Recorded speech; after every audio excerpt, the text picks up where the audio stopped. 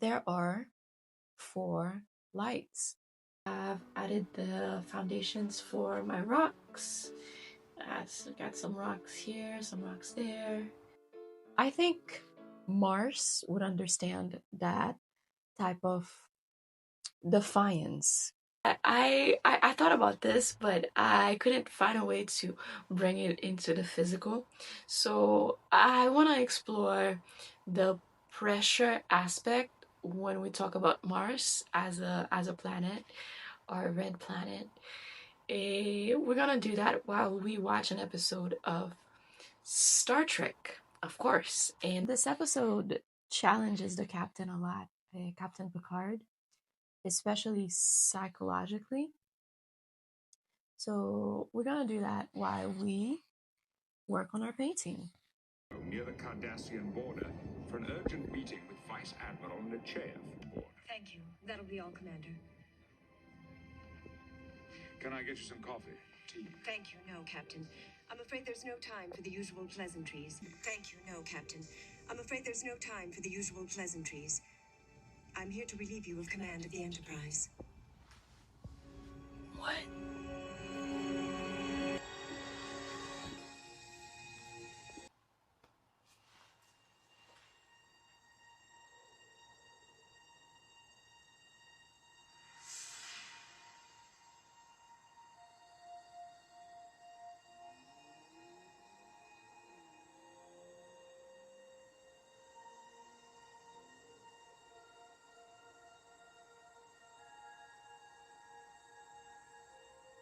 Space, the final frontier. These are the voyagers of the Starship Enterprise.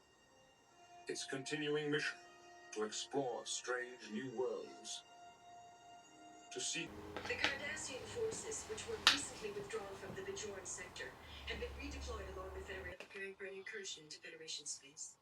Are the Cardassians ready for a war? I didn't say war, Commander. I said incursion. Intelligence reports suggest that Riker is so funny, man. He's a great number 1. He's like Zoro in One Piece. He's a great number 2. You guys remember the Riker maneuver? I'm mixing paint. All I can do is ask you to trust me. Vessel to Captain Edward Jellicoe, Commanding Officer USS Cairo as of this day. Signed Vice Admiral. Systems were changed at the last overhaul. I don't think that give you any problem, but you might want to check out more. I'll take care of the Enterprise, Jean-Luc. You don't have to mother me.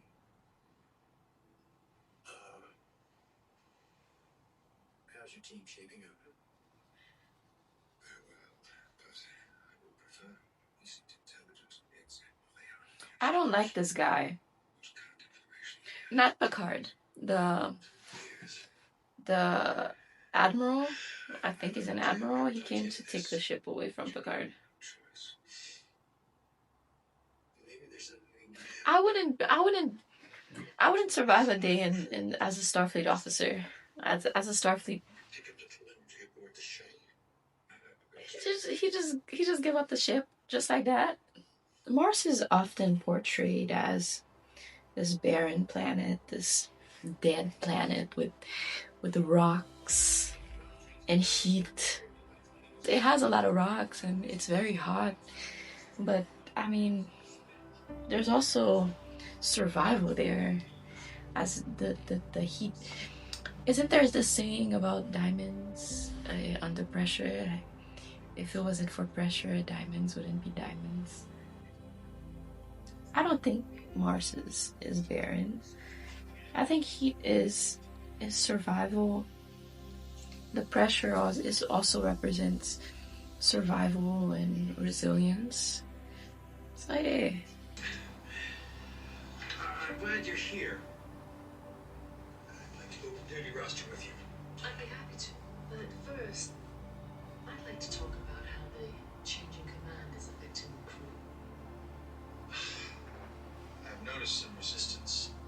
I wouldn't call it resistance, more like uncertainty. Most of them had served under Captain Picard for several years. They knew him, and they knew what he expected. Now they're being asked to adjust to a new captain. Commander, he's asked me to completely reroute half the power systems on this ship, change every duty roster, realign the warp coils in 2 days, and now he's transferred a third of my crew to security. If it makes you feel any better, you're not alone. Captain Jellicoe has made major changes in every department on the ship. Yeah, well, I don't mind making changes, and I don't mind hard work, but the man isn't giving me the time I need to do the work. Somebody's got to get him to listen to reason. It's not going to be me. He's made that abundantly clear. Well, then, can I make a suggestion? Talk to Captain Picard. Maybe he can do something. We just need a little time. This feels so wrong. So Starfleet just sent this guy, and Picard handed him the ship, the Enterprise, and now he's the captain of the Enterprise while the captain is away on a mission. It makes no sense. No sense. It still makes no sense.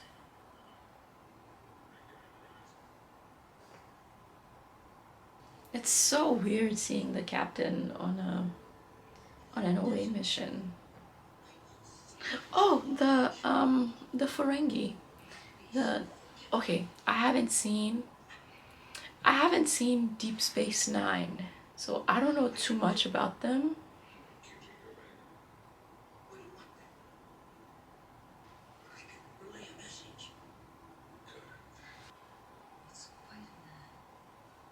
Beverly's seducing the oh my god, this is so cringe.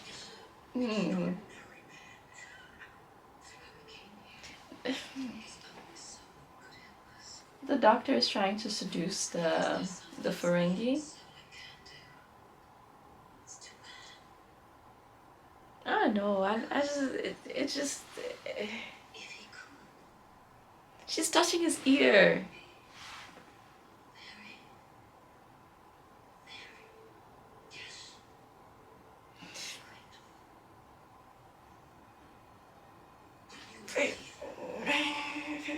It just feels uncomfortable, man. I don't know.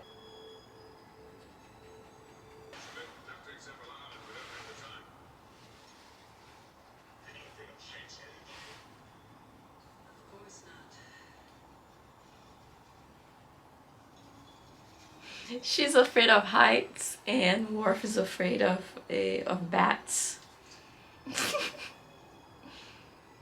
Yeah.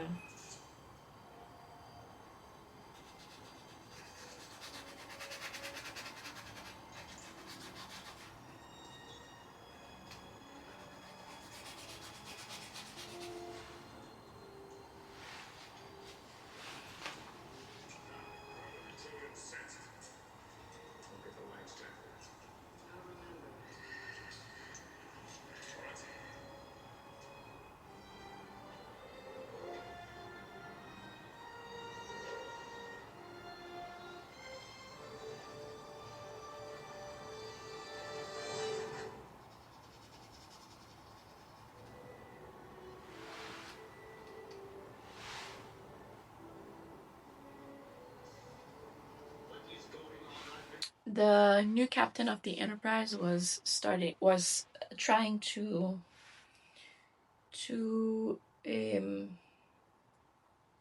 show dominance over the Cardassian by making him wait an hour. He storms into the room all mad and shit. So that's his strategy. He gave this wolf analogy to Deanna earlier. So he's trying to be the it's like the same thing with the Klingons. When they sense weakness, they lose respect. So that's his strategy. That's what he's trying to do with the Cardassian. Now my question is, okay, so the Admiral walks in all pouting and all mad and right, and so he gets into the Cardassian's face, and then the Cardassians is like, oh, I have been waiting an hour. My question is, okay, so first of all, are they using in the Next Generation? Let's break the fourth wall for a sec. In the Next Generation, do they use universal translators when they encounter other races? How does the Cardassian know that that he's been waiting over an hour? Earth hours or Cardassian hours? Do we, if we do use a universal translator when we speak to other species, then that would answer the question. So the translator would say something that what the Cardassian do. I wonder how they time the time element. How do they perceive time? Because he said an hour, 1 hour, 1 hour, my time, 1 hour, human time, right? Wrong. I just realized that I'm using the the name of the black paint that I'm using is Mars Black. I thought that was cool. That's pretty cool. I'm painting Mars. Oh, update. So far, I've worked on the actual planet,